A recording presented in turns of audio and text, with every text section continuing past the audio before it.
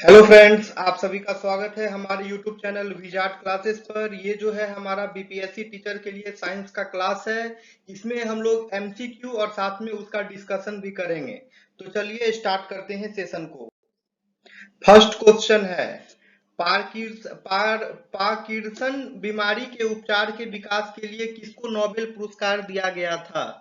Parkinson बीमारी के उपचार के विकास के लिए किसको नोबेल पुरस्कार दिया गया था? Who was awarded the Nobel Prize for the development of the treatment of Parkinson's disease? Option A, Arvid Carlson. Option B, John F. Anders. Option C, Robert B Laughlin. Option D, Walter Kohn. तो friends आइए इसका answer देखते हैं।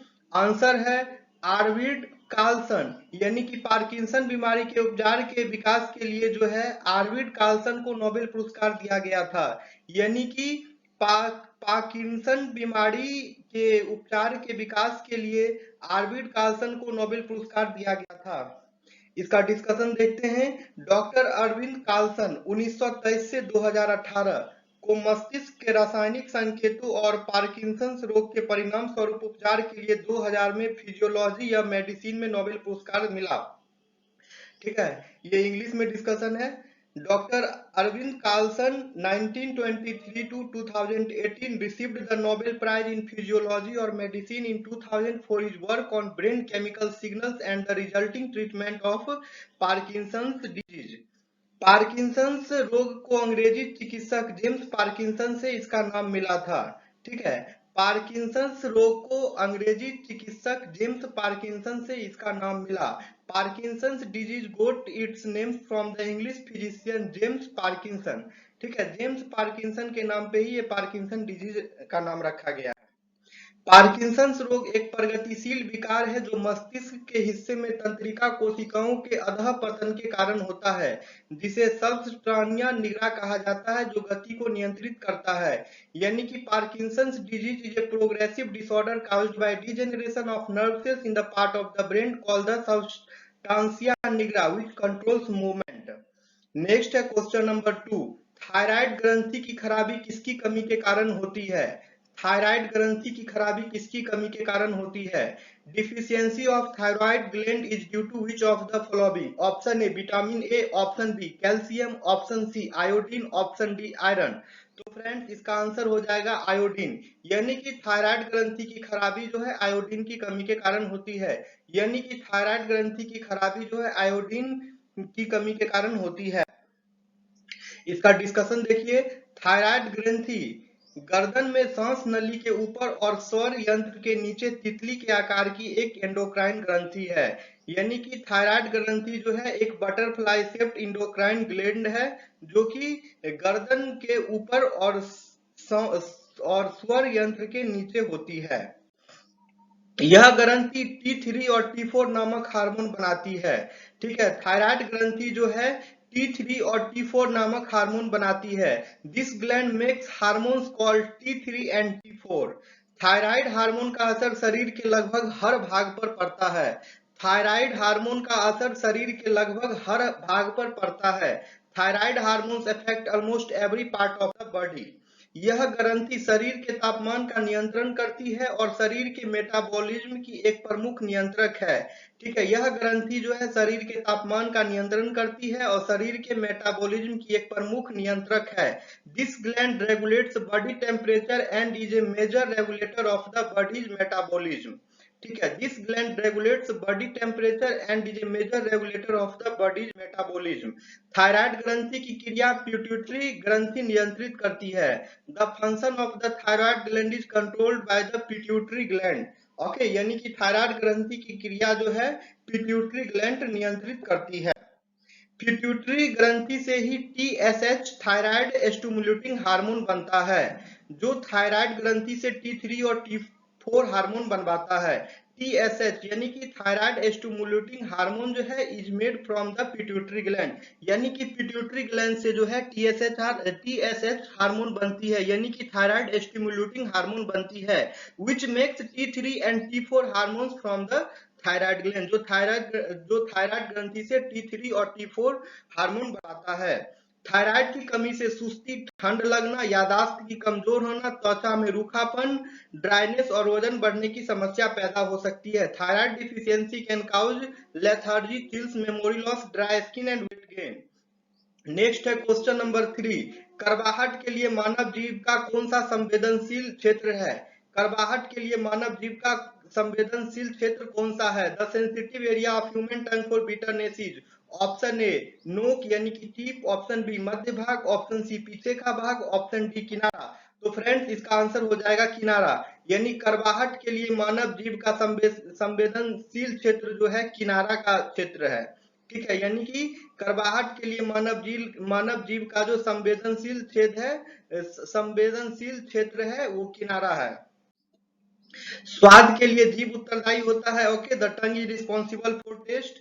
जीभ के अंकुरक में स्वाद कलिकाएं पाई जाती है। Taste buds are found in the papilla of the tongue. Taste buds are found in the papilla of the tongue, यानी जीभ के अंकुरक में स्वाद कलिकाएं पाई जाती है। Image of tongue with their taste parts. ठीक है, देख लीजिए, इमेज ऑफ टंग है उस विथ देयर टेस्ट पार्ट। पीछे के भाग में बीटर है, इधर सावर है यानी खट्टा है, यहाँ स्वीट है और इधर साल्टी है। ठीक है, स्वीट, साल्टी, सावर और बीटर, ये सभी जीभ के पार्ट से जहां पे डिफरेंट डिफरेंट टेस्ट पाया जाता है। ठीक है, यहाँ पे ये टेस्ट, यहाँ पे स्वीट, अगर मीठा खाते हैं मीठा का टेस्ट यहाँ पता चलेगा, यहाँ पे खट्टा, यहाँ भी खट्टा, यहाँ पे बीटर का, और आगे में जो है सबसे आगे में साल्टी का। ठीक है, इन स्वाद कलिकाओं की उपस्थिति के कारण भोजन का स्वाद और प्रकृति जैसे खट्टा, मीठा, कड़वा, नमकीन आदि का एहसास होता है। इन स्वाद कलिकाओं की उपस्थिति के कारण भोजन का स्वाद और प्रकृति जैसे खट्टा, मीठा, कड़वा, नमकीन आदि का एहसास होता है। Due to the presence of these taste buds, the taste and nature of food like sour, sweet, bitter, salty etc is realized. मुख्य रूप से जीभ की नोक पर मीठा और नमकीन लगता है। मुख्य रूप से जीभ की नोक पर मीठा और नमकीन लगता है। Mainly sweet and salty taste on the tip of the tongue. जीभ के किनारों पर खट्टापन लगता है। ठीक है, जीभ के किनारों पर खट्टापन लगता है।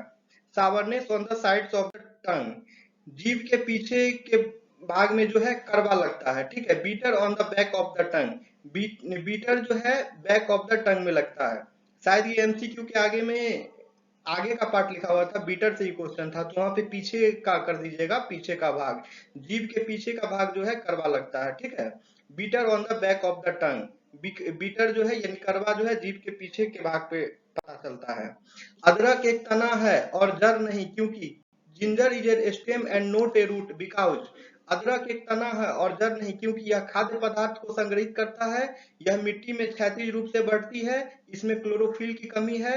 इसमें नोड और इंटरानोड होते हैं। तो इसका आंसर हो जाएगा, इसमें नोड और इंटरनोड होते हैं। अदरक एक तना है, जड़ नहीं, क्योंकि इसमें नोड और इंटरनोड होते हैं। अदरक एक तना है, जड़ नहीं, क्योंकि इसमें नोड और इंटरनोड होते हैं।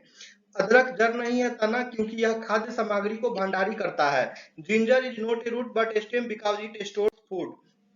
नेक्स्ट है क्वेश्चन नंबर 5, सबसे मीठी चीनी कौन सी है?